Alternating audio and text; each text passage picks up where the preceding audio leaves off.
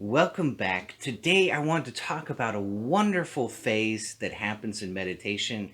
We may start to touch on it a little bit, we may start to touch on it a lot. And so it's very good to recognize this phase of meditation that takes place before the non-dual state, before absorption and samadhi. And so we want to recognize, okay, we're getting close to that. And this is where this communication is going to start to happen. And we call it the download phase. So let's get into it. It's really, really fascinating.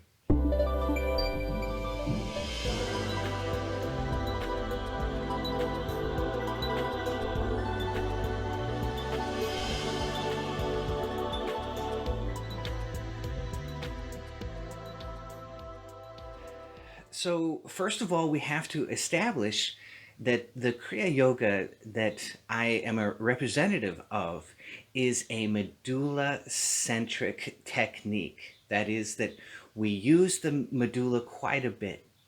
And one of the things that my teacher, Ashok Singh, told me was that when we come up into the brain and we rest in the medulla, that means we rest our attention on the medulla. How do we find that medulla? You guys remember? We just feel the neck going into the skull, and when you very slightly move the neck, you can feel it.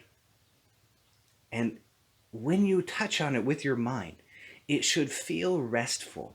You should feel like, oh, that's nice. And it's nice because it regulates your heart rate, it regulates your breath rate. And so as you touch on it, both of those will relax a very slight degree. And so you're actually feeling that. Your mind pressure is creating a psychophysiological reaction, and you feel, oh, that's nice. So it's a really, really cool practice, just resting your mind there. But there's something else that happens in meditation, and that is that we roll up into the brain. And so I demonstrate that on the big bliss training, right? You get to see that happening to somebody else and watch their reaction as their sense of self, we call that consciousness, right? Their sense of self, their consciousness rises up into the brain and they feel that movement, right? So a lot of schools will talk about energy. They say, well, the energy rises. Yes, it does. And your consciousness will hook on that and go for a ride. And it will also rise. And that's the important part, the consciousness part, and the resulting bliss that you might feel. So you watch the big bliss, you see him go up into the brain, the roll up, and you see the joy and the bliss and the bubbliness come up inside of him. So it's kind of amazing. I'm really, it's one of the very best things that I've ever been able to show. So this is the first part of the journey. We got to get up into the brain, and that means going up into the medulla first of all. And so if we just put our attention on the medulla, we're heading in that direction, aren't we? And then the journey no longer is an upward movement. Now it's more of an expansion movement from this point on. So we went up and then we expand. So it's a 1-2 hit. It's a jab and a knockout punch. So first is the roll up, and then we've got to expand.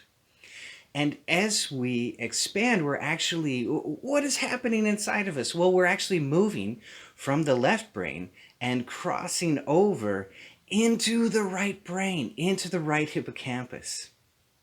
And so we talk about this place where we are sitting at the feet of the guru, right? The internal guru. What does that mean, Forrest? Well, within my lineage, Ashok Singh called this place where you're sitting at the feet of the internal guru, he said, this is where we Google God. Isn't that amazing? And so I have a beautiful little interview with him, and we talk about Googling God. So first we had to roll up into the medulla, into the brain. Then we can rest in that place. And then these things just kind of come to us. Ashok Ji called it Googling God. And I like to say this is the download phase, right? This is the place where things come to us. And so if we're talking in a spiritual language, in a yogic language, we say that we are touching on the oversoul. You know, Emerson, he called it the oversoul, right? We're touching on this infinite consciousness that knows everything. And so as we touch on that, we get these downloads of information, right? We process more than we seem to be capable of when we are identified with the body. And that's the real transition.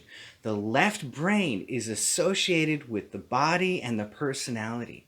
The personality is completely focused on you as you walk around your world with a body.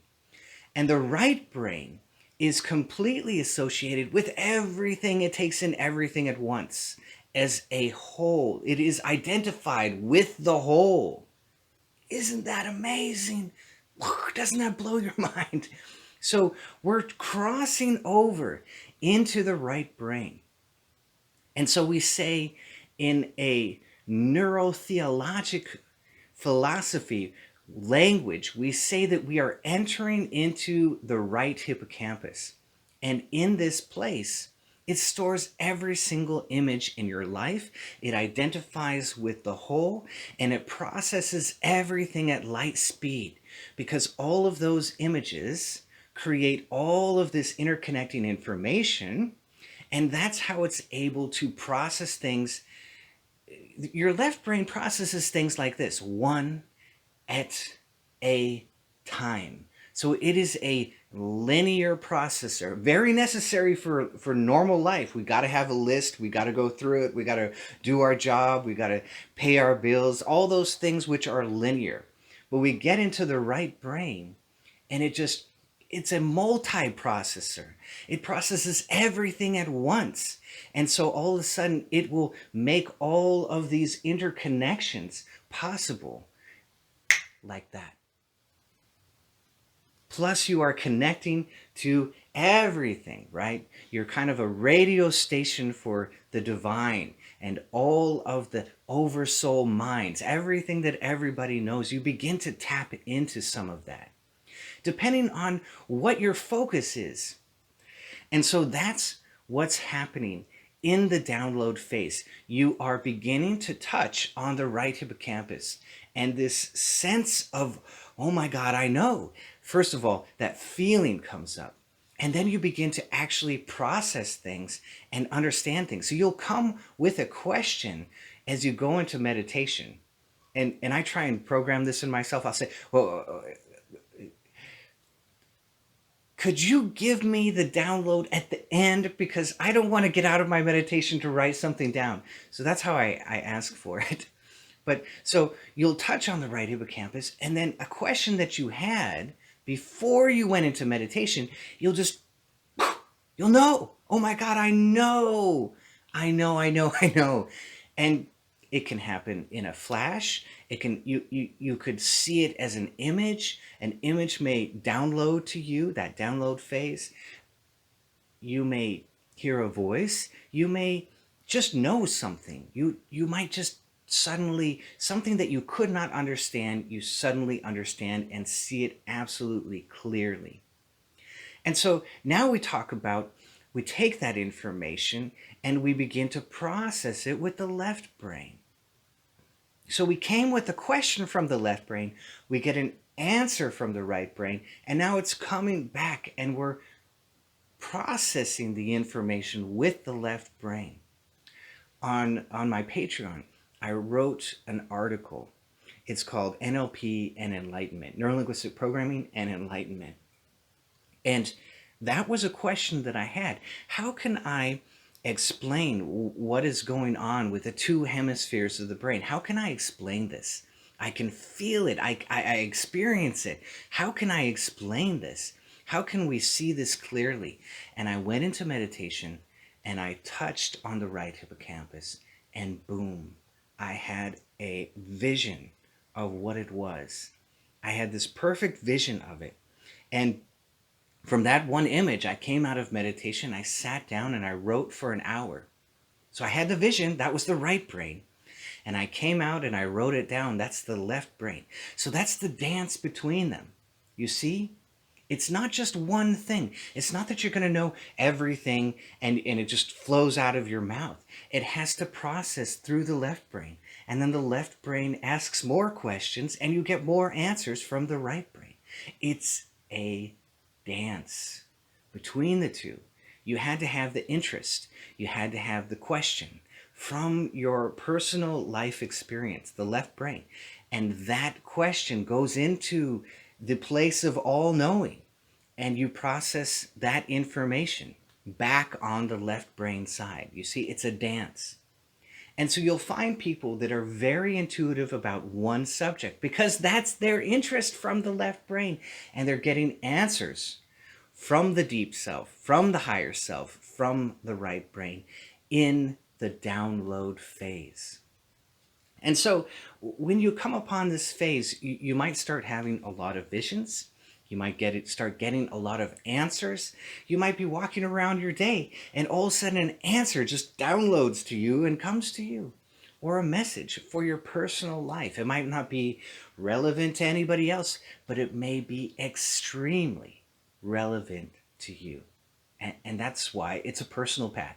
It is always a personal path. It's always about you. It's not about anybody else, right? It's about me. I need these answers for me. Thank you very much. And so I hope this clarifies the download phase. It's right before the non-dual state. So when you go into absorption, when you go into samadhi, when you begin to identify with a divine idea in the right brain, then now you're non-dual. You're not, well, it was me and it's God. You know, that's dualistic. Me and the divine, that's dualistic, right? I am that. That is the non-dual state. So all these yogis, they come out and they go, I am that. I was there. And they're trying to describe that non-dual state, that samadhi, that union where you are in that place, that right brain that sees everything as itself. That's it. That's the non-dual state. In that state, you don't get answers. You are the answer. And then you come out. And that's where the answers start to begin. They begin because now you're flowing back and forth between the two hemispheres of the brain. The left brain comes with the question, the right brain comes with the answer, and the two flow. And so you're touching on it. And that's what enables the download phase. So I hope you loved this. If you did, be sure to hit that bell down below so I can see all of you